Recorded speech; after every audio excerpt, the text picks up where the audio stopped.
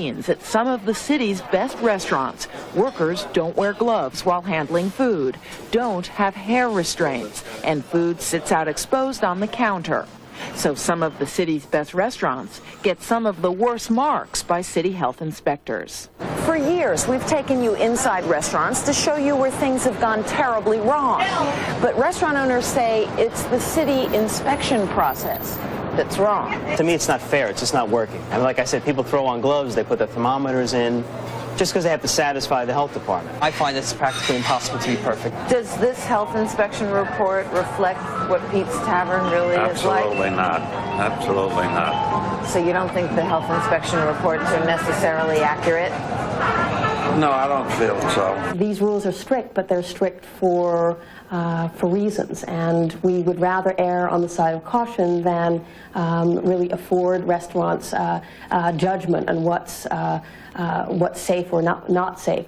Class A, or critical violations, are the worst. Among them, adulterated food, like one of the violations recently slapped on the Parkview restaurant near the Boathouse in Central Park. 1 quart Elmer's Dairy fat-free A&D milk in low boy cooling unit behind front counter observed expired. You got a big violation for this. A day late. I'm sure you have a quart of milk at home that might be a day. You know, everyone does. It happens. We also noticed the food workers were not wearing gloves, a Class B violation, potential contamination. He's making a chocolate chip cookie, and they don't roll well in the gloves. You can't make them, and they're going to be baked in the oven. They're going to be cooked through. You're not going to get sick from a chocolate chip cookie. But the health inspector comes and he says they're not wearing gloves, violation. I have to do it. Any violation from our perspective needs to be corrected. Barney Greengrass may be the sturgeon king, but his last health inspection report revealed several critical violations, including facility maintenance, not having a sink. Spent whatever's thousands of dollars, put in the sink, everything is there.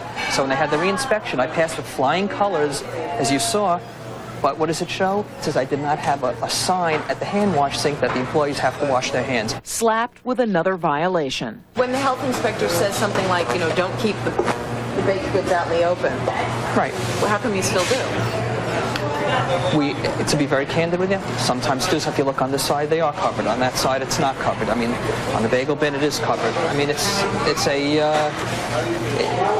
in the operation of the business.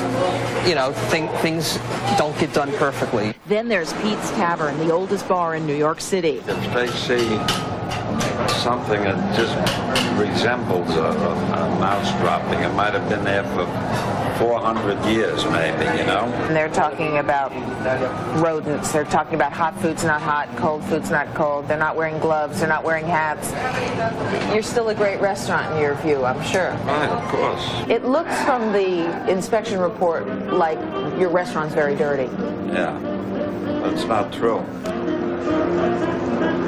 You want to give us a quick look in the kitchen? Sure.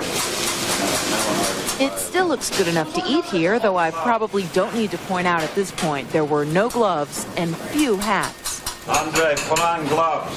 So what have we learned here? Restaurant owners know what the rules are. They just don't always see the need to follow them. Kreisman, UPS.